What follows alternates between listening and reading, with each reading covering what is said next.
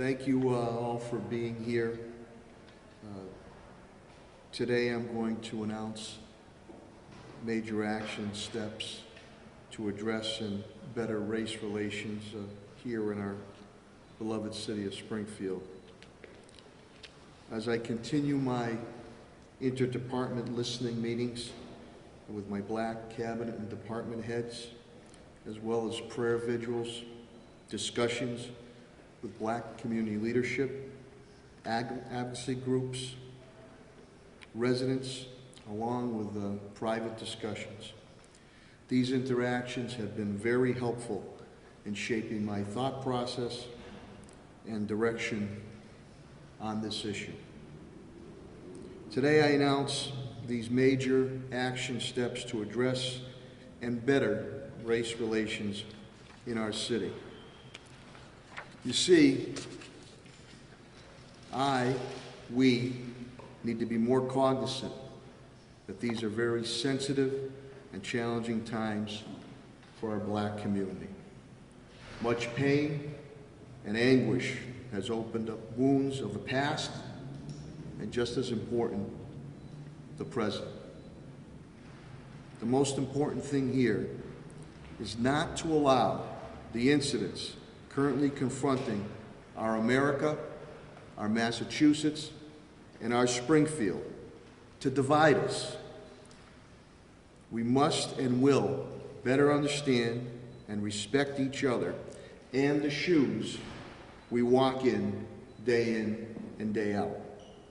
We need to work together for solutions in order to properly honor Mr. George Floyd's legacy of hope and concrete change. Here are the major action steps I and my administration will take. First of all, my apologies. I meant no disrespect or any ill intent to our black community on the reinstatement of the 5 officers who were involved in the Nathan Bills incident because of the shortage in our police ranks due to the COVID-19 coronavirus pandemic. This was a mistake. In turn, I have asked Police Commissioner Cheryl Clapprood to resuspend these 5 officers until their cases are completely adjudicated by Attorney General Maura Healey. 2, in reviewing data with my Health and Human Services Commissioner, Helen Carlton Harris, I acknowledge and declare that racism is a public health crisis. In turn, I will establish the Office of Racial Equity within the Springfield Department of Health and Human Services. This office will be charged with working with community groups, including our faith community, community-based organizations, and businesses to bring back recommendations based on data to my administration. 3, I will once again submit an ordinance to our City Council that codifies and continues to strengthen our Civilian Community Police Hearing Board, the CPHB, with subpoena powers for the review of police discipline matters and decisions. Those are the major action steps that I'm going to be taking, and I appreciate that you've taken the time to come out here on it. We've come a long way. There's still work that needs to continue to be done, and working all together, we will get it done. With that, I'll take any questions that you might have. You mentioned that you reviewed this data. Are you referring to like cases of COVID and that sort of thing, or beyond that? It's beyond that, and really with my Commissioner of Health and Human Services, Helen Colton-Harris. This is a very complicated and detailed issue. Many things come into the solutions, not only with the police and community relations, housing. You know what's really highlighted this, and Helen, we talk every day, has been this COVID-19 coronavirus on the disparities that faces our minority community, specifically our black community. So that's why this is going to be all-encompassing, because it takes that type of approach to start to lay that positive foundation very, very early on. So you have a route that's going to take you toward opportunities. In what way will adding subpoena power strengthen the community police hearing board? You'd be able to call in the witnesses and the information you need. I can ask my solicitor, Ed Bakula, I think this is the second or maybe third time I've tried this. I've submitted this to the council and they have not moved on it. But that's a key thing, that they have the power and the authority to bring anyone and any information in to review so they can render a decision if something was done incorrectly or wrong and punishment was due, or if something was not. So I'm going to put that before the council again. I'm hopeful that this is something that should be bipartisan in moving forward. Mayor, on that. Go ahead, Audrey. I'm sorry, go ahead. Would the ultimate decision ultimately go through the commissioners, that would not come forward? The board, commissioners all have taken those decisions from the board very, very seriously, and at times commissioners have even gone more on it. So they've respected that board, whether it was retired Commissioner Fitchett, retired Commissioner Barbieri, and also with current Commissioner Cheryl Clapper. But the subpoena powers are key, and we can get that done. This is an ordinance that I'm again proposing to the City Council. It codifies everything, and that would be extremely important, and that would strengthen and give even more teeth to the Civilian Community Police Hearing Board. Paul? The City Council, as you may know, has a meeting scheduled tonight where they're going to be considering an order to accept, to enter into legal counsel, pro bono legal counsel, regarding this whole standoff over their ordinance creating the Board of Police Commissioners. There were a couple of participants in your forum last night who also advocated for the Board of Police Commissioners. Why do you continue to oppose that? I'm following the charter. This is a strong Form A mayoral charter, and this is a change of modern-day policing. You see across the country that many cities or towns do not even have a civilian community police hearing board, made up of Springfield residents, a very diverse crew. But I am following the charter, which the mayor, he or she, is in charge of appointing those situations. And I have to ask some of our longtime media members who are here to please look back at your past reporting of the former police commission days and how your past reporting had indicated a change must be made because of the situations that were occurring at that time. So please, to the veteran reporters back here, look at that. I think that's extremely important.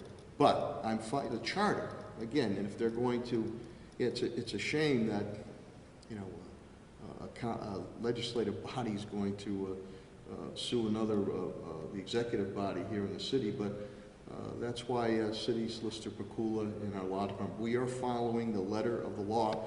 I think, again, once again, putting in this ordinance, which codifies, strengthens the Civilian Community Police Hearing Board with subpoena powers, can solve this situation very, very quickly. But the appointments, again, come from the mayor, he or she. And the buck stops with the mayor, he or she. So we're not doing anything that is out of line nor illegal. We're following the charter, which is a strong, which is strong mayoral form of government. Mr. Mayor, you would appoint the police commission anyway. Where is the conflict of your appointment power? The point is that one person, the police commissioner, he or she, this is the modern day policing, should have the authority to run the day-to-day operations of said department with the civilian oversight pertaining to disciplinary actions if needed. Plain and simple. You look at any modern, modern thing, you can't have, just look back to the situations with past police commissions of years ago and how dysfunctional, and this is reporting that many of you did, it was at that point in time. I'm not trying to cast dispersions at all. This again is the modern policing. Chuck Wexler, who's a perf, who's highly recommended and used across the nation. As a matter of fact, he just recently commented on Minneapolis, Minnesota, that there has been reforms in 25 years. So again, following the practices, and person, he or she, should be in charge of being able to run their department with civilian oversight pertaining to disciplinary actions. Mayor, in order to make progress in the community with policing, whatnot, Yeah. do you feel like there needs to be a better relation between your office and the city council? I mean, right now the city council is talking about suing your office, and Yeah. that doesn't seem like a very good. Well, that's not, of course, but that's not me. You know, there's been times, you know, we've been able to work well together. You know, I want to work toward solutions. That's what I've always done, not conflict. Okay, you've seen other things come up on issues where things were taken to court and the council has been, or some have been wrong, ruled by jurists, judges. So I just think, not all that, we don't have to agree all the time. But if we deal with each other respectfully, you can agree to disagree, but there is a path forward here. There does not have to be any type of conflict. I have not initiated any type of conflict. You're nodding your head in agreement. Some there have. Some seem to thrive on that. There's always a yin and a yang. I don't mind that at all. I get that. But constructively working together, that's for the good of all the people of the city of Springfield. So if a legal matter comes forward, I have strong confidence in my law department headed by City Solicitor Ed Pakula, but we are not doing anything that is illegal at all. We're following the charter, and I'm giving them the pathway again. And again, these are civilians, residents of the city of Springfield, a very, very diverse group who take their job very seriously. And being able to give them that subpoena power would be extremely important. I think that's what the council wants, and we could solve that issue. So when they review disciplinary matters and decisions and recommendations, that can be very, very helpful to themselves and Commissioner Clapper or any other subsequent commissioners who he or she that come forward. But we're following the national model. And if you look again at many of the edicts and executive orders that are coming out from mayors across the country, creating civilian review boards, they don't have it. De-escalation training, body-worn cameras, all these executive orders are coming out. We're already doing that. We have been doing that here in the city of Springfield. I think people forget that. And I ask you fairly, and I'm not saying there wasn't a good commissioners prior, but please look back, because some of you are veterans reporters here who reported on why the antiquated Board of Police Commissioners needed to go away. You know, you heard story after story after story of people being bypassed and not promoted. You heard story after story after story of people not being properly disciplined. You heard story after story after story about daily policy changes that were being made on it. So, and I don't want to take away from anything good. This is the modern policing that we're going to. The key thing here is that you get those subpoena powers. The council, and I'll be the first one to thank them. If we get, this is an ordinance that I'm proposing for Eddie the second or third time that codifies it moving forward. Would there be added powers given to the commission as far as the councilors seem to say that having one person make the decision, this board would be just recommendations?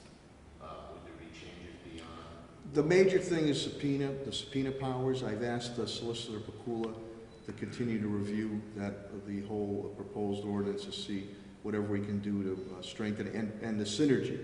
I'd have to say that whether it's been Commissioner Claproot or retired Commissioners Barbieri and Fitchett, they always followed the recommendation of the Civilian Community Police Hearing Board, and sometimes the commissioners went even stronger.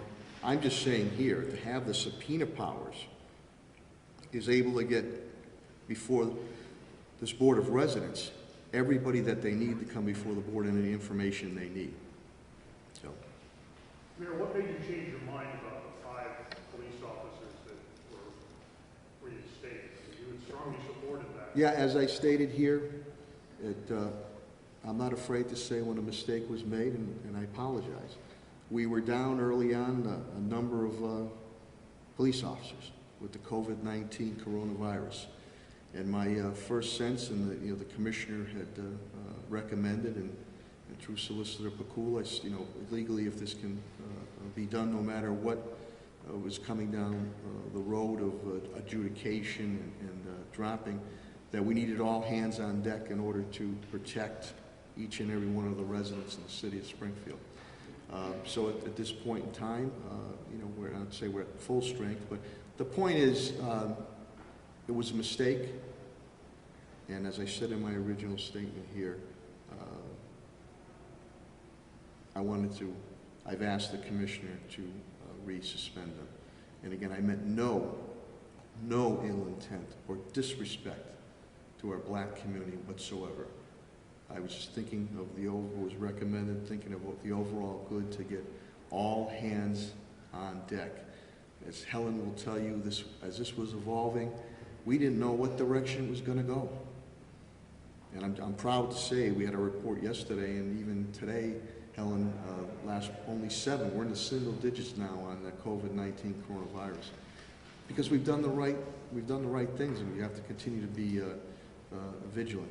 But hey, listen, I'm the first one to say when I'm right, I'm right. When I'm wrong, I'm wrong. And that was a mistake, as I indicated in my statement. Steph? Does the commissioner support your reversal? Yes, she does. I'm sorry, Yes, she does. Yes. I've asked her to do that, and again, the accountability is with me, and I've asked her to do that. Audrey? None of us thought COVID-19 coming quite the way that it has. There's talk of second wave. If something were to come through again that would decrease the number of officers that Yeah. would be out on illness, what would you guys do in that case in terms of getting extra help? Well, as I stated before, and again, a mistake, and I apologize for that. What we would do at that point in time is, again, look with our great relationship that we have with our state police, and if I have to, the National Guard. We've done that before very successfully. The Guard was used very successfully, Helen will tell you, with our homeless medical triage tenting, and boy, I'm just so happy we did that, because it's bared positive fruit there on it. So that's what we would do on that, and we would look that. I hope, knock on wood, we don't have to do that. We've been trying to be very, very careful with the COVID-19 coronavirus to preserve and protect our workforce. We're still doing that. But like you said, Audrey, you don't know where this thing's gonna go or not go. Hopefully, it's not gonna go anywhere. But my responsibility, my duty to the residents, all the residents, no matter what creed, color, and background in the business community, is to make sure that they stay safe and make sure that they stay healthy. Any other questions or comments? Okay. Hey, thank you very, very much. I appreciate it. Stay healthy. Thank you, Mayor. You're welcome.